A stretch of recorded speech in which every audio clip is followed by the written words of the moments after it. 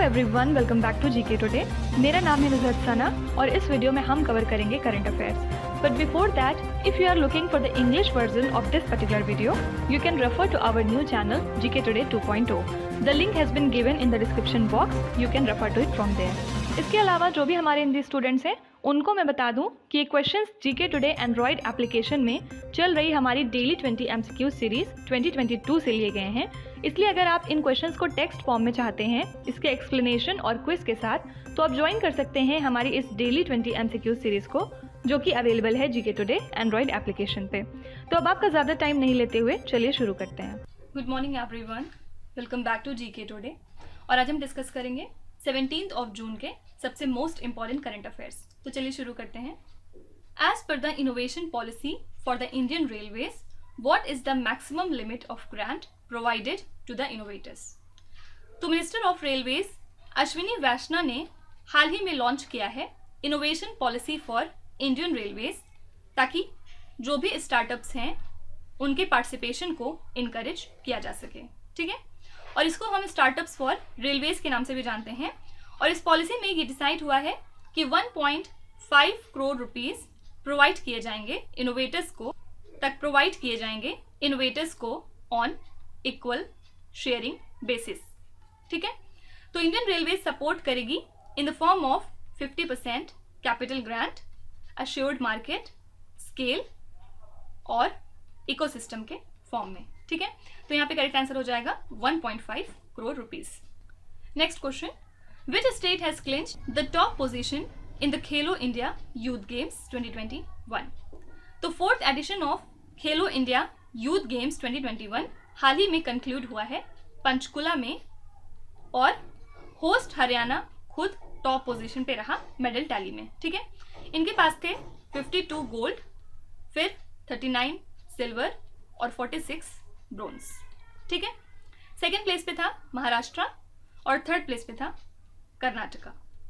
तो ये जो फोर्थ एडिशन था खेलो इंडिया यूथ गेम्स का, इसमें लगभग 36 डिफरेंट स्टेट्स और यूनियन टेरिटरीज से लोगों ने हिस्सा लिया और इन्होंने compete किया 25 तरह के डिफरेंट स्पोर्ट्स में। ठीक है, तो इंपॉर्टेंट चीज क्या है, होस्ट क्या था हरियाणा, टॉपर भी रहा हरियाणा, और सेकेंड प्लेस पे था महाराष्ट्र, थर्ड पे था कर्नाटका। ओके, विच स्टेट और union territory launched fruit software? Fruits का फुल फॉर्म क्या होता है? Farmer registration and unified beneficiary information system. तो कर्नाटका गवर्नमेंट ने हाल ही में लॉन्च किया है software for Aadhaar based single window registration for the schemes, जिससे कि फार्मर्स को इजी एक्सेस मिलेगा कि वो बेनिफिट कर सकते हैं under different various government scheme. ठीक है, तो सबसे पहले आपको फ्रूट्स का फुल फॉर्म याद रखना है, ये इंपॉर्टेंट है। और ये जो सॉफ्टवेयर है ये फैसिलिटेट करेगा single registration using an Aadhaar card, और कर्नाटका का Bhoomi digitised land record system.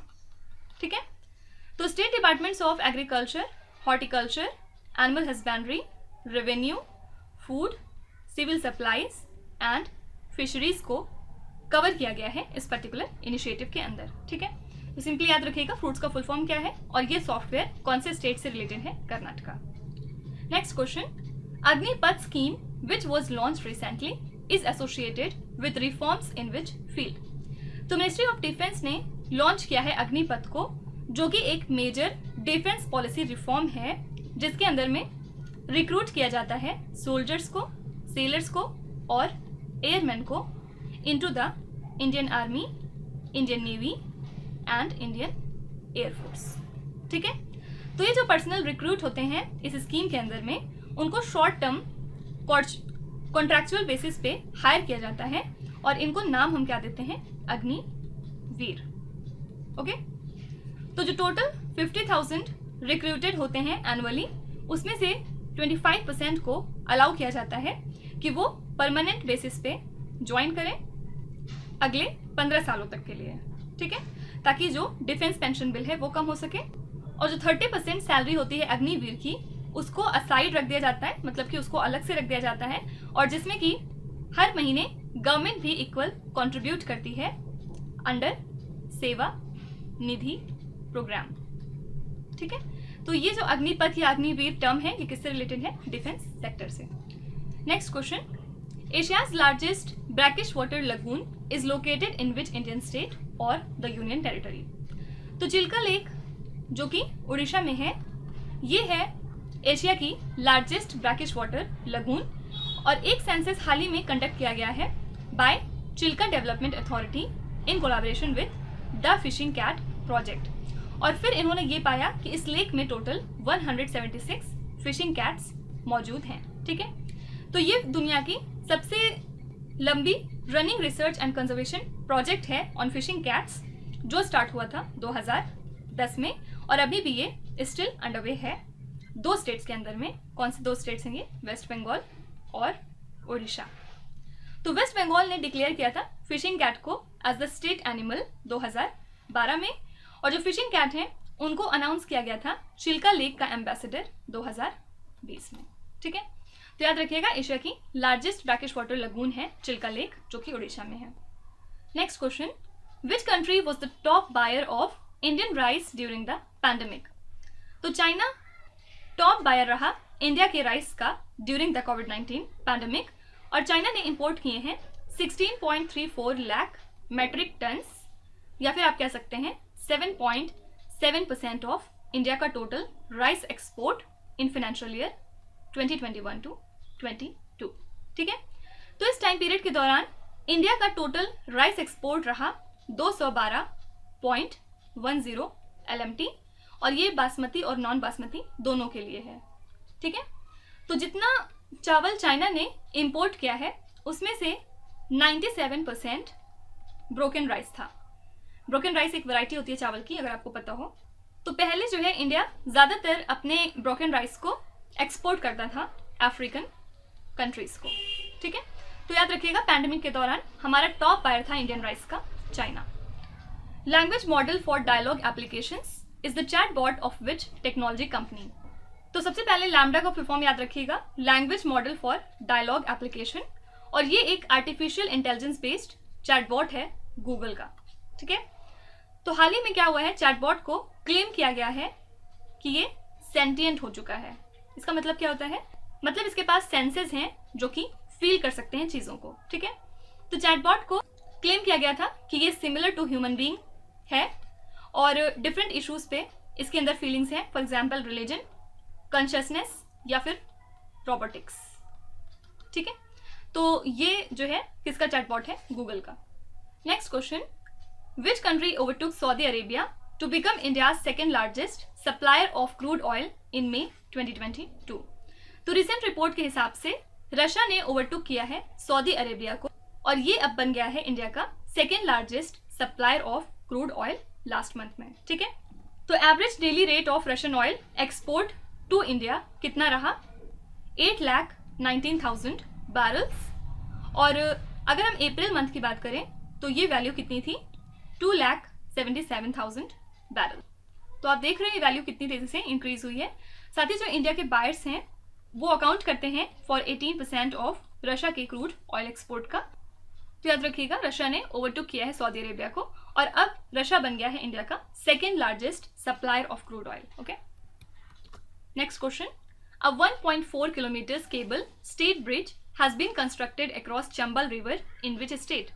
तो union minister for road transport and the national highways Nitin Gadkari, इन्होंने हाल ही में अनाउंस किया कि जो कंस्ट्रक्शन है cable stayed bridge across Chambal river का, कहाँ पे? On the Kota bypass of east west corridor in Rajasthan, ये कंप्लीट हो चुका है। ठीक है, तो इसका टोटल कैपिटल एक्सपेंडिचर रहा 214 करोड़ रुपीस और ये ब्रिज पार्ट था कोटा के बाईपास ईस्ट वेस्ट कॉरिडोर का from Porbandar in the state of Gujarat to Silchar in the state of Assam.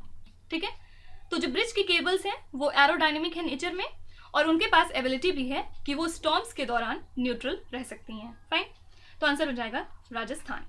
Next question, which state government has passed a bill replacing governor with chief minister as chancellor of the state run universities.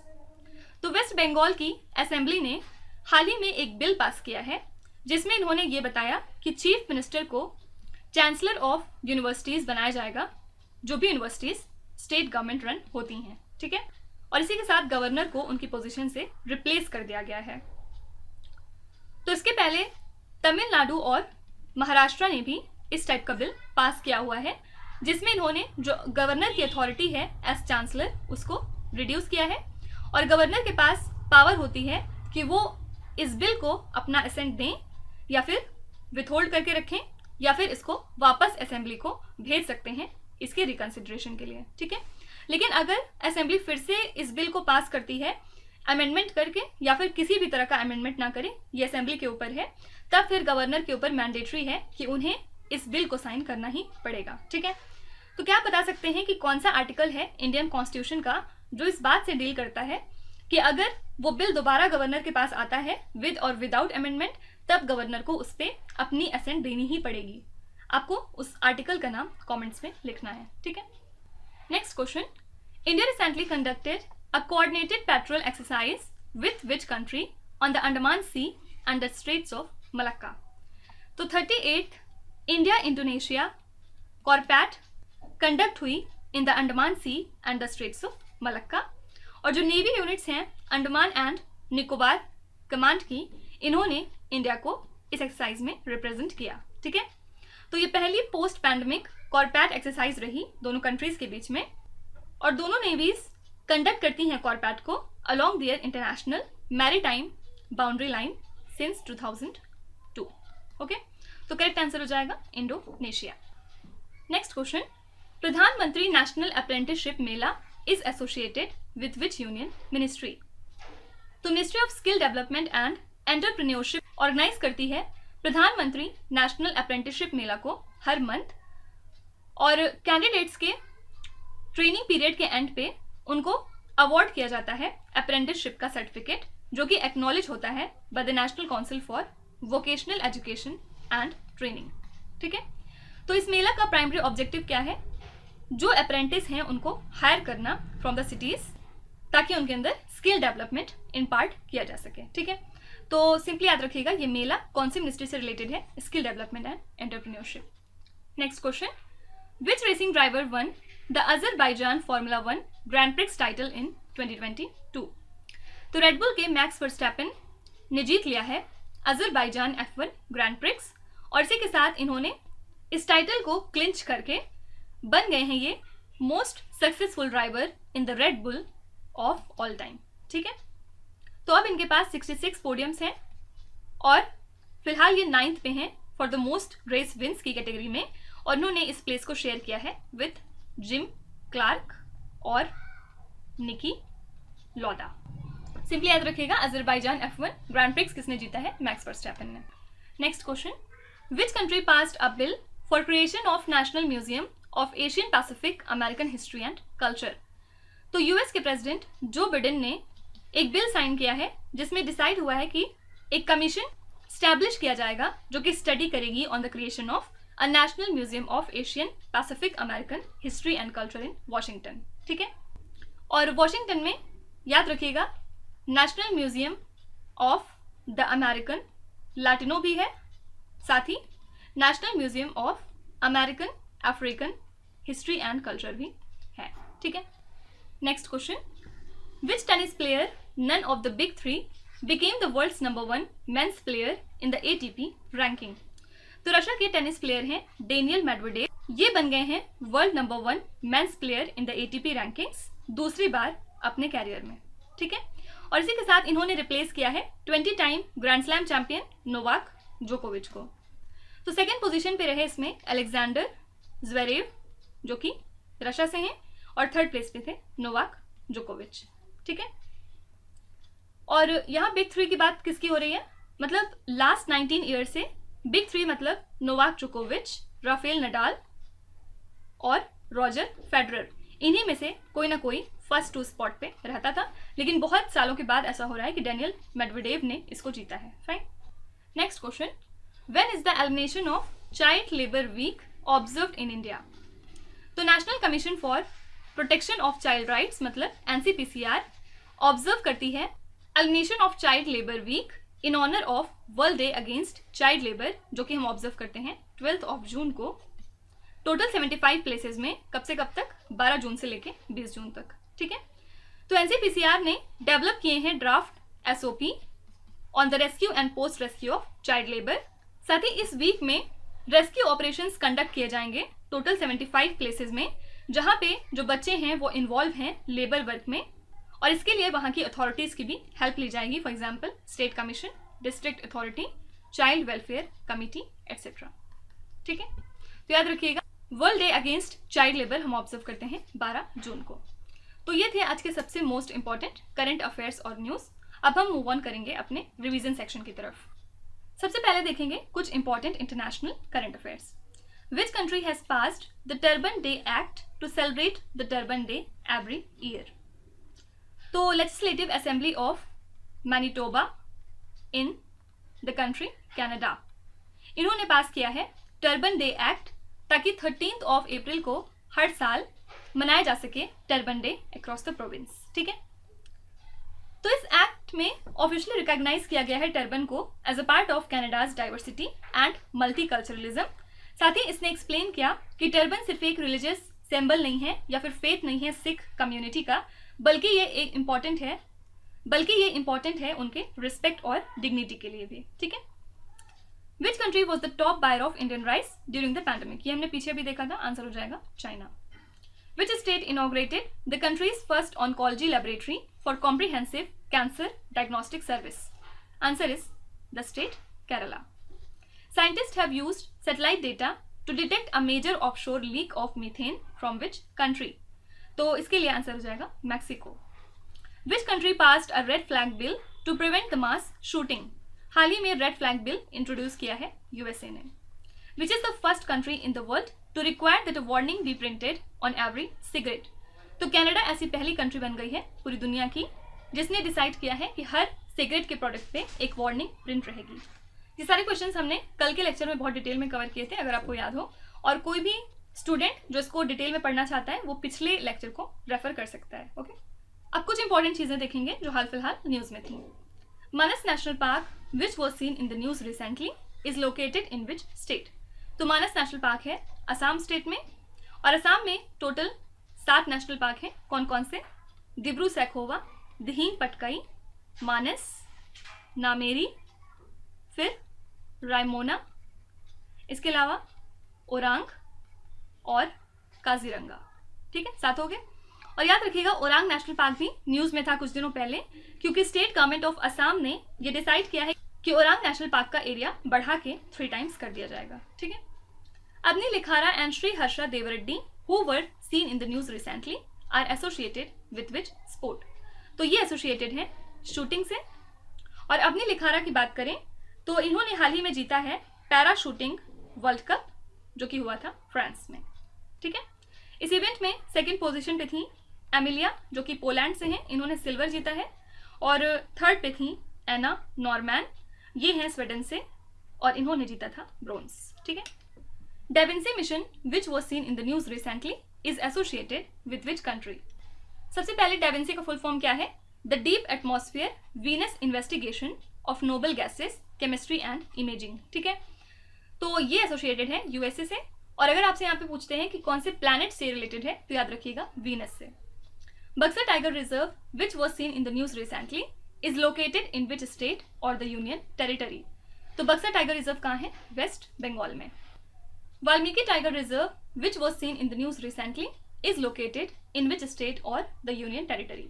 ये है बिहार में। Elavenil Valarivan, Shreya Agarwal and Ramita seen in the news recently are associated with which sport? ये सारे लोग हैं associated shooting से। ये actually India की वुमेन शूटिंग टीम थी जिसने की गोल्ड मेडल जीता है इंडिया के लिए in the 10 metres air rifle women's team event. कहाँ पे? At the ISSF world cup 2022। और ये इवेंट कहाँ पे हुआ था? बाकू में, जो कि कैपिटल है अजरबैजान की। ठीक है, अब कुछ इंपॉर्टेंट स्टेट्स देखेंगे जो हाल फिलहाल न्यूज में थे। विच स्टेट और union territory has announced a joint venture company with NLC India for setting up a 1 gigawatt solar plant? Answer हो जाएगा Assam state. Which is the first state in India to implement the national e Vidhan application? तो पहला ऐसा state जो कि ई विधान बन चुका है ये है Nagaland. India's first display fabrication unit is set to be established in which state? तो इंडिया का पहला डिस्प्ले फैब्रिकेशन यूनिट कहाँ पे सेटअप होगा? हैदराबाद में. Which state or union territory is the venue of the meeting of the Western Zonal Council in 2022? Answer हो जाएगा दमन and Diu. Which state ranked the highest in National E-Governance Service Delivery Assessment Report? Answer is Kerala. और याद रखिएगा इसमें Jammu and Kashmir को पहली बार assess किया गया और ये सबसे हाईएस्ट था अमंग द यूनियन टेरिटरीज. इसके अलावा मेघालय और नागालैंड ये लीडिंग स्टेट पोर्टल्स रहे अमंग नॉर्थ ईस्टर्न एंड हिली स्टेट्स. साथ ही जो ओवरऑल स्कोर था तमिलनाडु का ये सबसे ज़्यादा इंक्रीज हुआ 2021 में अगर हम कंपेयर करते हैं इसको 2019 से. ठीक है, तो अब आ जाते हैं आपके क्विज पे. ये 5 क्वेश्चंस हैं जिनको आपको ध्यान से पढ़ना है और इसका जवाब आपको कमेंट्स में लिखना है. तो यहाँ पे वीडियो को पॉज करिए, एक एक करके ध्यान से क्वेश्चन को पढ़िए. जो भी आपको आते हैं वेल एंड गुड, जो नहीं आते कोई भी बात नहीं. विथ टाइम डेफिनेटली आपका स्कोर इंप्रूव करेगा, बस आपको कंसिस्टेंट और परसिस्टेंट रहने की जरूरत है. So that's it for today. I hope you have like the session. आज का सेशन आपको कैसा लगा जरूर बताइएगा कमेंट्स में. साथ ही साथ आपका कोई भी रिव्यू है, फीडबैक है या फिर सजेशन है तो वो भी आप हमें बता सकते हैं. हमें जानकर खुशी होगी और हम पूरी कोशिश करेंगे उसको इम्प्लीमेंट करने की. तो कल फिर हम मिलेंगे सेम टाइम सेम जगह कल के करंट अफेयर्स के साथ. Till then stay tuned. Thank you so much for watching and please do not forget to subscribe to GK Today. With this, me Nuzhat Sana signing off.